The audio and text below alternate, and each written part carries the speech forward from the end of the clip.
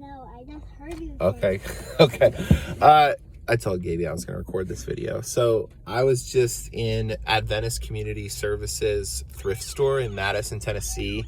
And it's a really cool place for anybody in the Nashville area. But also I've been following the kind of the amateur archaeology of a guy named Ron Wyatt, RONWYATT, for like the past 15 years.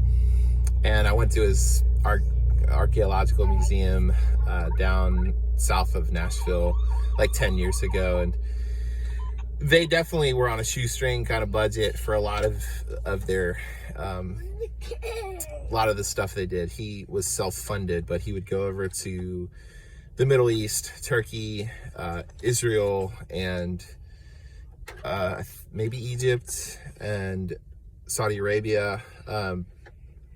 He went multiple times in the 70s and 80s. He was on CNN for his Noah's Ark finding.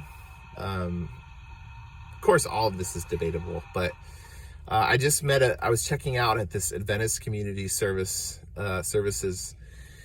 thrift store in Madison, Tennessee, and after we finished paying for, we got Gaby a truck, and I got some like glass plates and stuff.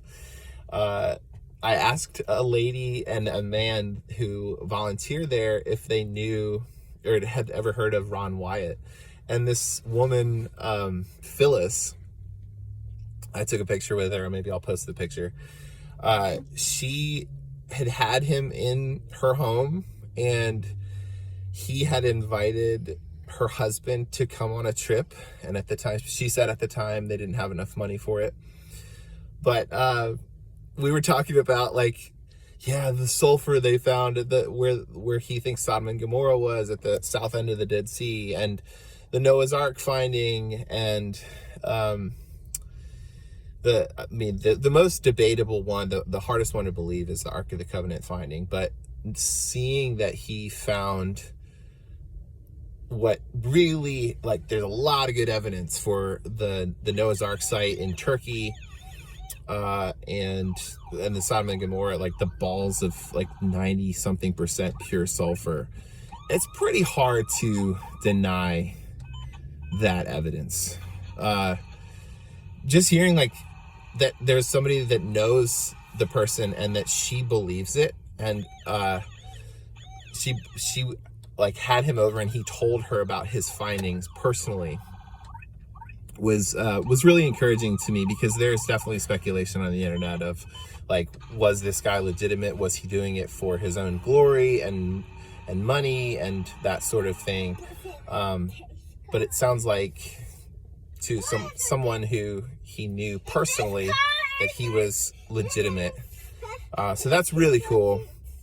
And I think I'm going to upload this to like Instagram, YouTube, and Facebook, to say like, go check out the findings, that the videos that they've put out. Decide for yourself whether it's legitimate. And if you're in the Nashville area, this thrift store is the best one I've found. So biblical archaeology plus good thrift store. That's kind of the point of this post. Bye.